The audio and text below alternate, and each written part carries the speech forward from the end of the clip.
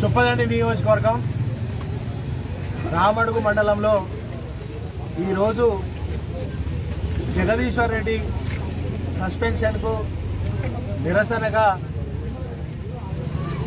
CM Revanth Reddy దిష్టిబొమ్మ దగ్ధం. అదేవిధంగా నిన్న కేటీఆర్ గారు జగదీశ్వర్ రెడ్డి గారి దిష్టిబొమ్మల దగ్ధం చేసినటువంటి సందర్భంలో ఇవాళ కేసీఆర్ గారికి కేటీఆర్ గారికి మాజీ మంత్రివర్యులు జగదీశ్వర్ రెడ్డి గారికి పాలాభిషేకం రామడుగు మండల పార్టీ ఆధ్వర్యంలో చేసుకోవడం జరిగింది. నిన్న ఇదే కేటీఆర్ గారు అదేవిధంగా జగదీశ్వర్ రెడ్డి గారి దిష్టిబొమ్మలు దగ్ధం చేస్తే ఒక్క పోలీస్ ఆయన లేడు, వాళ్ళని అడ్డుకున్న వాళ్ళు లేరు, వాళ్ళ మీద చర్య తీసుకున్న వాళ్ళు లేరు. అదే బీఆర్ఎస్ పార్టీ ఇవాళ జగదీశ్వర్ రెడ్డిని ఎందుకు సస్పెన్షన్ చేసిండ్రు, ప్రశ్నించే గొంతుకను అణిచివేసారు. తులం బంగారం కావాలి, మీరు ఇచ్చినటువంటి 6 హామీలలో తులం బంగారం ఎప్పుడు ఇస్తారు, రైతు భరోసా 15,000 రూపాయలు ఎప్పుడు ఇస్తారు, అదేవిధంగా రుణమాఫీ పూర్తి కాలేదు, రుణమాఫీ ఎప్పుడు ఇస్తారు, ఎప్పుడు పూర్తి చేస్తారు, అదేవిధంగా 4,000 రూపాయల పెన్షన్ ఎప్పుడు ఇస్తారని ఇవాళ జగదీశ్వర్ రెడ్డి అసెంబ్లీ సాక్షిన ప్రజల పక్షాన మాట్లాడితే ఆయన గొంతు నొక్కే ప్రయత్నం చేసి ఆయన సస్పెన్షన్ చేశారు. అదేవిధంగా ఇవాళ బీఆర్ఎస్ ప్రభుత్వం ఉన్నట్టు ఇవాళ కాంగ్రెస్ ప్రభుత్వం, కాంగ్రెస్ ఏమో ప్రతిపక్షంలో ఉన్నట్టుగా ఇవాళ వ్యవహారం ఈ తెలంగాణ రాష్ట్రంలో జరుగుతూ ఉంది.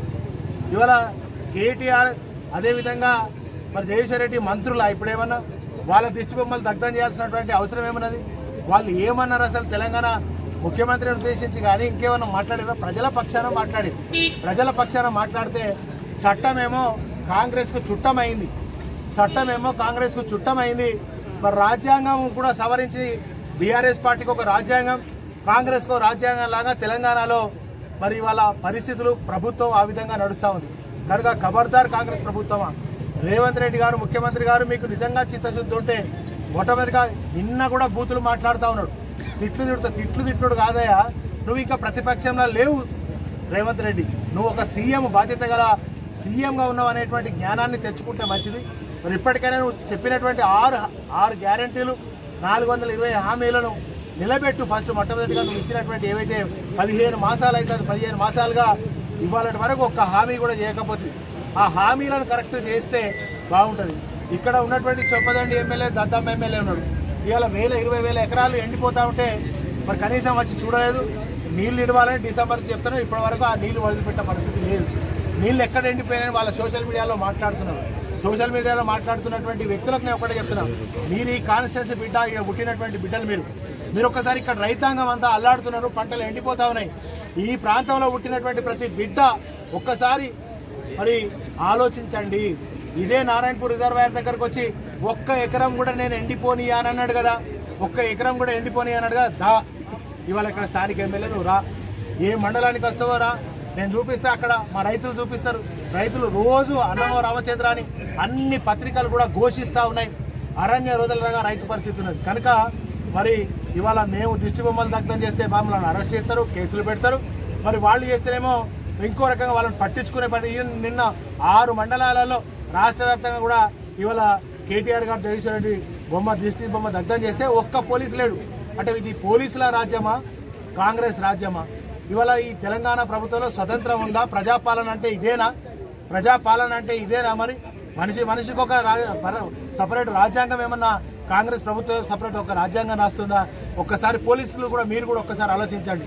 ఇక ముఖ్యమంత్రి అవుతాడు కానీ ఇవాళ మీరు ఈ 3 ఏళ్ల లోపు మమ్మల్ని అణిచివేసి ప్రజల పక్షాన కొట్లాడుతున్న మమ్మల్ని, మా గొంతును అణిచివేసే ప్రయత్నం దయచేసి పోలీసులు చేయొద్దు. ఇప్పుడు ఎవరెవరైతే పోలీసులు మరి మమ్మల్ని అణిచివేస్తున్నారో ఒక్కసారి గుర్తుపెట్టుకోండి. తప్పకుండా మా రాజ్యం వస్తుంది, మా ప్రభుత్వం వస్తే ప్రజల దీవెనతో మళ్ళీ మేము గెలుస్తాం. గెలిచిన తర్వాత ఇవాళ నిజంగా ఎవరెవరు ఏ విధంగా చేస్తారో అన్ని కూడా మేము నోట్ చేసుకుంటున్నాం.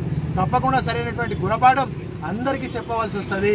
కనుక మీరందరూ కూడా పోలీసులు ముఖ్యంగా ఈ ప్రజల పక్షాన ఉండాలి, రాజ్యాంగ ప్రకారంగా నడుచుకోవాలి.